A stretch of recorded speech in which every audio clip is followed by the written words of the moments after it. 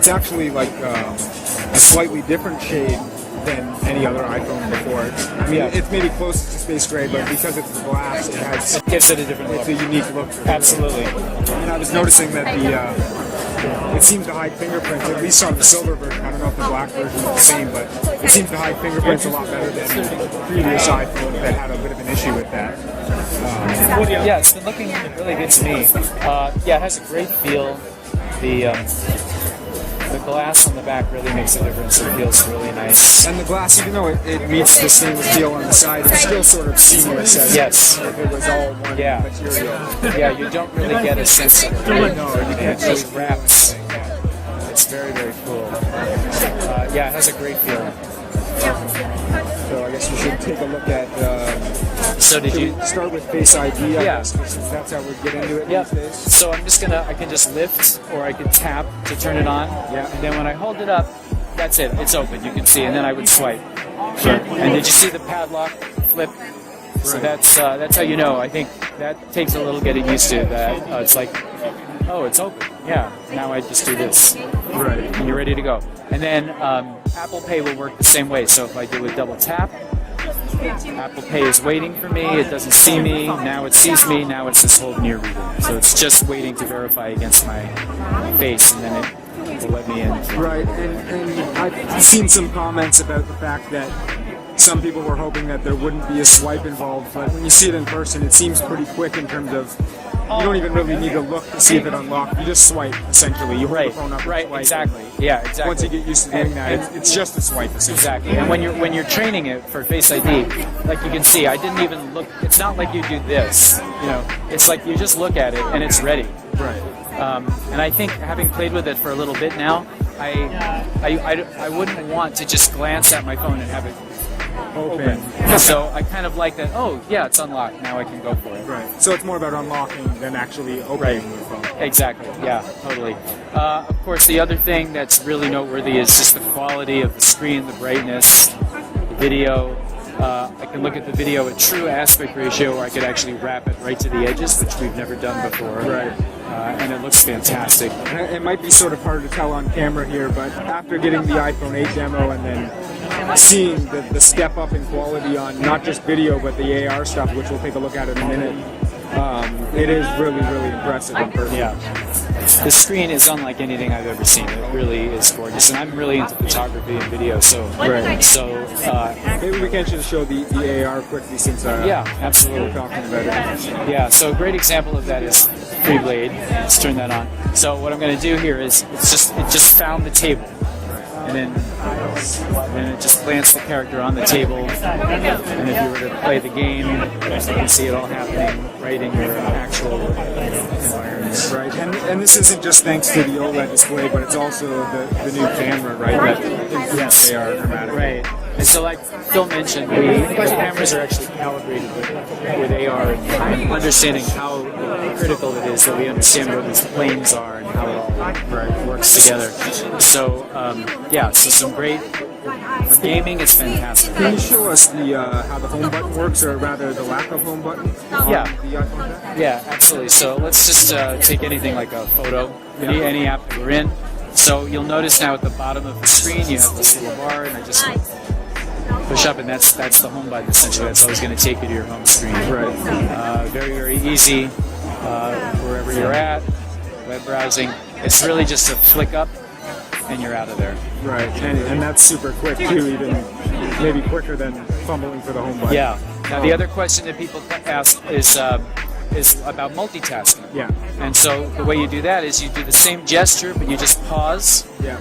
And then you've got all of your other apps there. And I also noticed if you hold, you're able to delete. Right. So if I just pause for a moment, now I get the ability to either just tap those minus buttons, or I can just swipe up, the way I've always done in the past. And you don't need to initiate the delete buttons. You can still just swipe up without just swipe up. Exactly. Yep. That's exactly right. So that's really the key to the navigation there. The other a lot of nice new features in photos and camera, including this is a great example of where we've used the new portrait lighting. Yeah. So I can move between these settings. You can see the original photo is actually shot with a background. Right. And as I move between these, it's making adjustments primarily to the light on her face. Again, we're using that depth map and the face information, the depth map there to be able to separate her from the background. And so is the first setting there, is that your original photo? Yeah, exactly.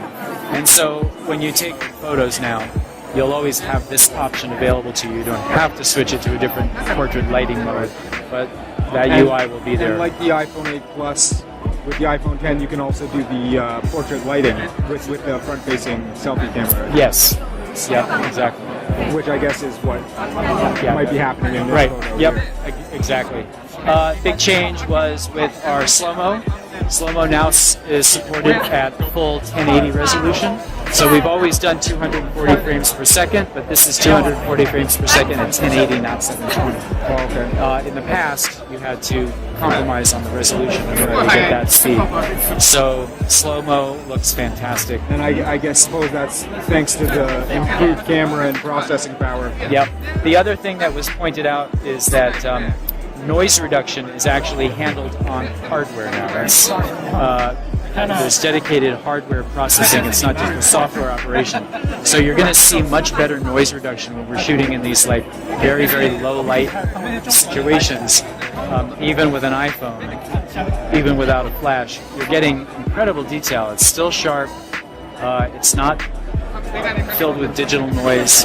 This, to me, has been one of the really nice big improvements. These are fantastic low light shots done on the iPhone camera. And so, because we don't have a home button now, we also have the side button to activate Siri, is that right? That's right.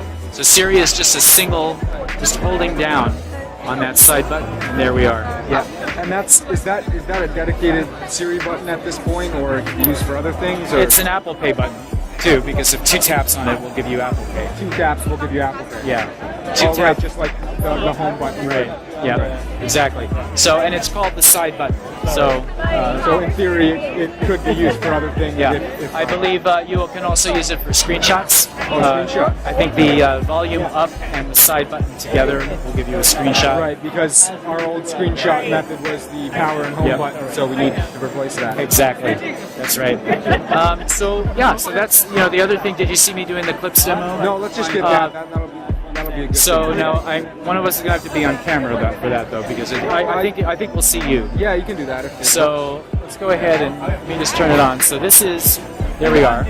So this is the normal selfie view in clips, but what we were able to do is use the API for the True Depth camera to introduce a feature called Scenes, which separates you from the background.